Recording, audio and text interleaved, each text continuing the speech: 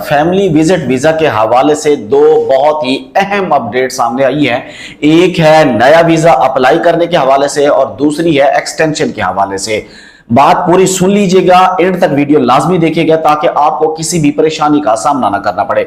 Family visa जब से बंद हुआ है उसके बाद बहुत सारी चेंजिंग सामने आती रही है, लेकिन आज की जो चेंजिंग है ये एक बहुत बड़ी चेंजिंग है। जब भी आप फैमिली विजिट वीजा अप्लाई कर रहे थे आज से 2-4 दिन पहले, हफ्ता पहले, महीना पहले तक, तो आपको फैमिली विजिट वीजा का मल्टीपल एंट्री का ऑप्शन नजर आ रहा था और सऊदी अरेबिया से वो मल्टीपल वीजा 1 साल वाला वीजा इशू भी हो रहा था।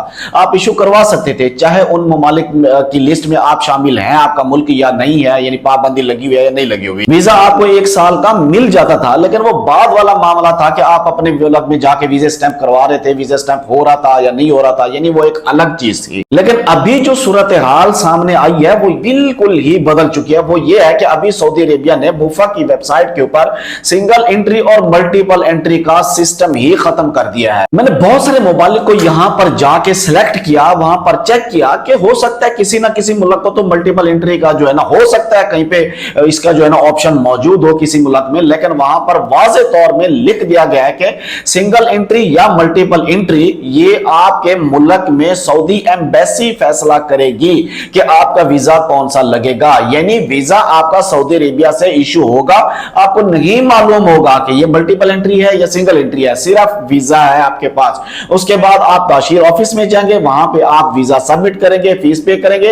ताशीर ऑफिस वालों को भी नहीं पता कि आपका वीजा कौन सा सिंगल एंट्री वाला लगेगा या मल्टीपल एंट्री लगेगा। यानी वो एतराज जो हम उठा रहे थे कि भाई आपने वीजा मल्टीपल दिया और आपका वीजा पाकिस्तान में या इंडिया में, बांग्लादेश में, अदर मुल्क में सिंगल एंट्री जाके स्टैंप हो गया, तो ये जुल्म क्यों हो रहा है? मल्टीपल इशू हो रहा है, फीस भी मल्टीपल की, और जो है पाकिस्तान में, इंडिया में भी हमें नहीं बताया जा रहा, फिर एम्बेसी जो स्टैंप करके भेज रही है वो सिंगल एंट्री लग के आ रहा है। अब वो किस्सा ही खत्म कर दिया है कि मोफा की वेबसाइट के ऊपर उन्होंने सिंगल एंट्री मल्टीपल एंट्री का ऑप्शन ही खत्म कर दिया।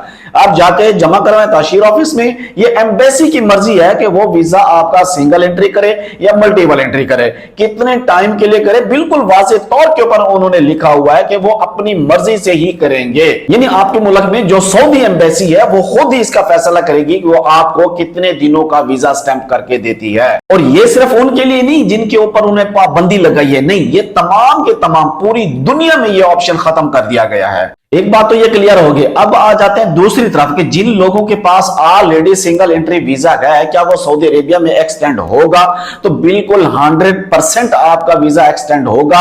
ये प्रैक्टिकल चीज मैं आपको बता रहा हूं क्योंकि बहुत सारी फैमिलीज ने सफर किया वहां पे, मेरे अपने रिश्तेदार वहां पर हैं, भाई वहां पर हैं, फैमिलीज वहां पर हैं, क्योंकि इस मामले किसी को भी पता नहीं था कि वहां पर एक्सटेंड होगा नहीं होगा। बहुत सारे लोग इसके ऊपर डर रहे थे। तो अल्हम्दुलिल्लाह 2 दिन पहले की यह खबर सामने आई है कि एक फैमिली ने सऊदी अरेबिया में रहते हुए वीजा एक्सटेंड किया है। सिंपल फीस पे करें 100 रियाल और फिर इंश्योरेंस करें। लेकिन इंश्योरेंस में एक चीज का ध्यान रखना है, सिंगल एंट्री की जो इंश्योरेंस है एहतियातन आप 90 दिन की इंश्योरेंस बुक कीजिएगा, क्योंकि इससे पहले जो एरर आ रहे होते थे ना, उसमें मसला क्या होता है, अगर आप 30 दिन की इंश्योरेंस कर रहे होते थे तो वहां पर वो आपको एरर शो करवा देता था।